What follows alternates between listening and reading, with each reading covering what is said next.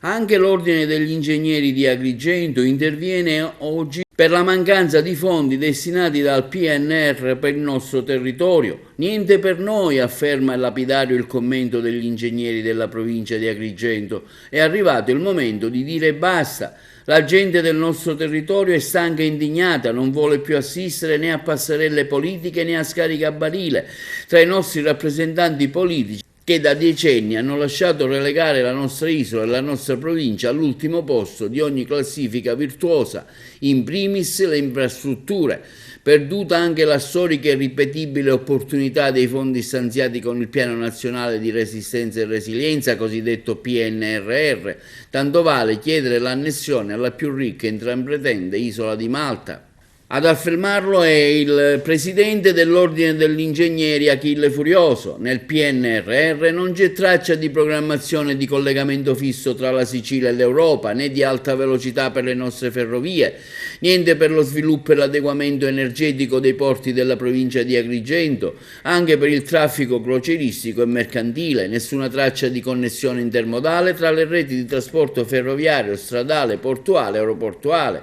Niente di nuovo, insomma, neanche nel sistema idrico, depurativo, dei rifiuti, dove si scontano decenni ritardi ed efficienze. Per l'ingegnere Furioso, nella qualità di presidente dell'ordine, ci potevano trattare peggio i redattori del PNRR? Ebbene sì, non c'è nulla neanche per la diagnostica, la verifica delle strutture in cemento armato precompresso, cosiddetto CAP, centinaia di chilometri di strade comunali, provinciali e statali abbandonati da lustri. Non stupiamoci se la prossima Cassandra di turno, magari senza alcuna competenza in materia di impalcati, ponti, viadotti e piloni, ci azzeccherà e griderà alla città: il ponte Morandi, viadotto Acragas, si sta crollando. Per semplicità divulgativa evitiamo di trattare le analoghe criticità connesse ai temi del Piano Nazionale delle Dighe, al nostro prezioso settore agricolo, al settore dell'edilizia scolastica e molto altro ancora. Gli ingegneri di Agrigento lanciano così un appello accorato rivolto a chi può decidere di stanziare i fondi per la realizzazione delle grandi strutture.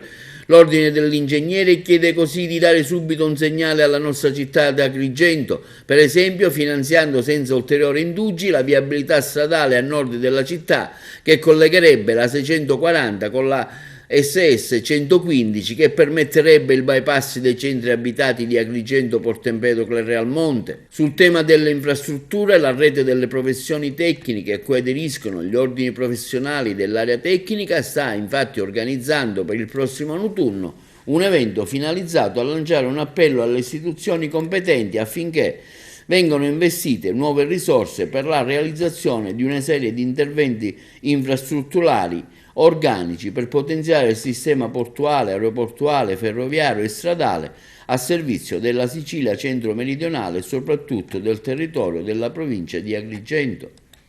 Il comunicato stampa del presidente dell'Ordine degli Ingegneri Achille Furioso continua dicendo: chi ha buonsenso e amore per la Sicilia e potere decisionale adesso li usi o sarà troppo tardi.